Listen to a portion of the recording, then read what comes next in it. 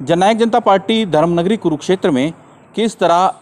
कोविड-19 में लोगों की मदद कर रही है, हमारे साथ खुद बातचीत करने के लिए हमारे साथ मौजूद हैं डॉक्टर जसविंदर खैरा। डॉक्टर जसविंदर खैरा जी, पंजाब केसरी पे आपका स्वागत है। धन्यवाद, बहुत बहुत यादव जी आपका। सबसे पहले मेरा सवाल, आप किस तरह लोगों के बीच में जा रहे हैं, मदद कर रहे हैं, किस तरह जननायक जनता पार्टी कोविड-19 में भी लोगों के बीच में जा रही है? देखिए यादव जी, आज जो हमारे संकट की घड़ी पूरे भारतवर्ष में आन पड़ी है, ये आज हमारा सभी का फर्ज बनता है कि हम समाज सेवा के रूप में हर व्यक्ति तक अपनी पहुंच करें। जिसको भी जिस प्रकार की कोई दिक्कत, चाहे उसको मेडिकल प्रोवाइड करवाने की, चाहे उसको राशन प्रोवाइड करवाने की, चाहे उसको कोई अन्य समस्या है, तो वो हमारा आज फ़र्ज बनता है कि हम उसकी सहायता करने में उसका साथ दें। तो जब डे वन से ये लॉकडाउन घोषित हुआ था हमारे भारतवर्ष में, तो हमारी माननीय दुष्यंत सिंह चौटाला जी ने हमारी पार्टी की तरफ से एक हमारी टीम बनाई थी, जिसका नेतृत्व इनसो के राष्ट्रीय अध्यक्ष माननीय दिग्विजय सिंह चौटाला जी कर रहे हैं। और उसके तहत हमारी एक हेल्पलाइन नंबर के तहत हर ज़िले में एक टीम गठित की गई, और उस हेल्पलाइन के तहत हमारे को जो भी फ़ोन या संदेश व्हाट्सएप के तहत या फ़ोन आता है, तो हम उस व्यक्ति तक अपनी पहुंच करते हैं। उससे चाहे राशन की, चाहे मेडिकल की, चाहे और कोई अन्य समस्या है, तो उस समस्या को हम हल करने का काम करते हैं। खास तरह का एक सैनिटाइज़र भी आपकी पार्टी ने तैयार किया है, वो लोगों को सैनिटाइज भी दे रही है। तो कहाँ कहाँ अब तक कुरुक्षेत्र की बात की जाए, 4 विधानसभा क्षेत्र आते हैं, लाडवा, शाहबाद, पेवा, थानेसर, तो कहाँ कहाँ आप जा चुके हैं अब तक? देखिए, जो आप सैनिटाइज़र की बात कर रहे हैं, माननीय उप मुख्यमंत्री श्री दुष्यंत सिंह चौटाला जी ने हर ज़िले में सैनिटाइज़र और पीपी किट पहुंचवाने का काम किया है। जो सैनिटाइज़र हैं वो हमने हर गांव तक पहुंचाने की और हर शहर तक, हर गली, हर मोहल्ले तक पहुंचाने की अपनी कोशिश की है, और उस कोशिश में हम कामयाब भी हुए हैं कि हर व्यक्ति तक उस सैनिटाइज़र को पहुंचाया जाए।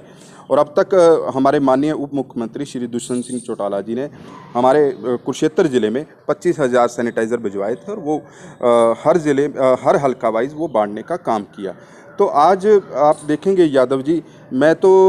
सभी से, जितने भी हमारे कोरोना वॉरियर्स हैं, चाहे वो डॉक्टर्स हैं, पुलिस है, प्रशासनिक अधिकारी हैं, और चाहे हमारे आप मीडिया के साथी हैं, सभी जिस प्रकार से दिन रात एक करके इस कोरोना महामारी से लड़ने का काम करते हैं, मैं इन सभी को भी अपने दिल से सलाम करता हूं, और दुआ करता हूं भगवान से कि इस लड़ाई में जिस प्रकार से हमारे सभी कोरोना वॉरियर्स लड़ाई लड़ रहे हैं, इनको भी हिम्मत बख्शे और हम इस कोरोना महामारी को जीतने में जल्दी सक्षम हों। मेरा लास्ट सवाल, आप यूनसो के युवा के अध्यक्ष भी रहे हैं और अभी भी यूथ के जिला अध्यक्ष हैं आप,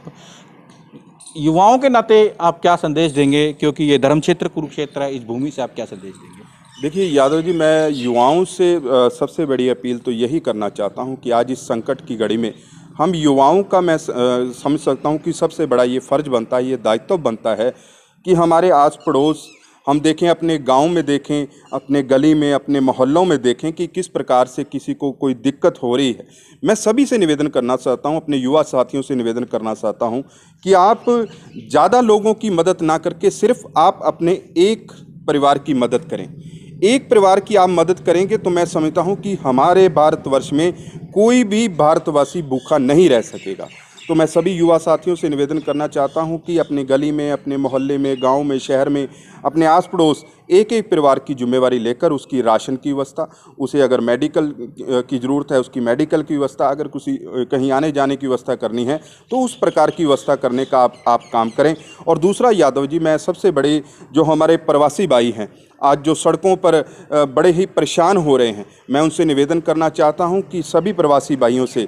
आप जहां पर भी हैं वहीं पर रुकने का काम करें, क्योंकि मैं कह सकता हूं कि हरियाणा प्रदेश का, चाहे वो किसान हो, चाहे व्यापारी हो, वो अगर उसका नाता बड़ा ही अच्छे तरीके से जुड़ा हुआ तो वो हमारे श्रमिक भाइयों के साथ जुड़ा हुआ है। क्योंकि अब धान का सीज़न भी शुरू हो रहा है, तो पीछे गेहूं का जो सीज़न है वो भी गया है। तो ये जो से हमारे श्रमिक भाई हैं, ये हमारे साथ कंधे से कंधा मिलाकर खड़े होते हैं, इनके तहत ही हम ये सारे काम निपटाने में सक्षम होते हैं। तो मैं सारे ही प्रवासी भाइयों से ये निवेदन करना चाहता हूं कि आप जहां भी हैं वहीं पर रुकने का काम करें, आपको काम की व्यवस्था भी होगी, और हमारे किसान और व्यापारी आपको किसी भी प्रकार की, चाहे वो राशन की, चाहे रहने की व्यवस्था करने का काम करेंगे, इसकी भी आपको चिंता नहीं करनी। और दूसरा, अगर आपने जाना, अगर आपके मन में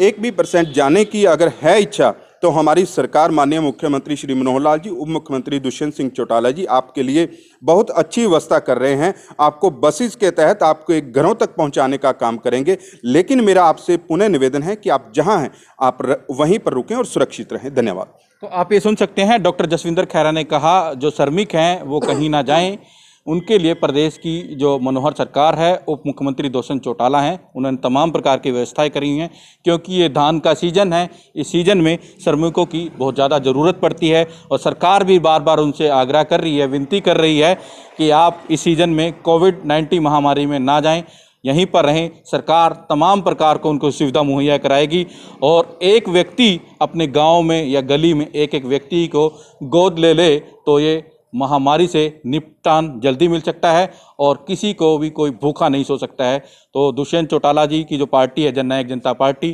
तमाम प्रकार से लोगों की मदद कर रही है। डॉक्टर जसविंदर खैरा ने खुद कहा कि ये लोगों के बीच में जा रहे हैं और लोगों की मदद के लिए दिन रात उतरे हुए हैं। इन पर खुद फ़ोन आते हैं, उन फ़ोन के जरिए लोगों को तमाम प्रकार की सुविधाएं भी मुहैया करा रहे हैं और कह रहे हैं कि ये कोरोना रूपी महामारी से डरे नहीं बल्कि लड़ें, तभी हमारा विश्व गुरु दोबारा से जीतने के लिए सशक्त होगा।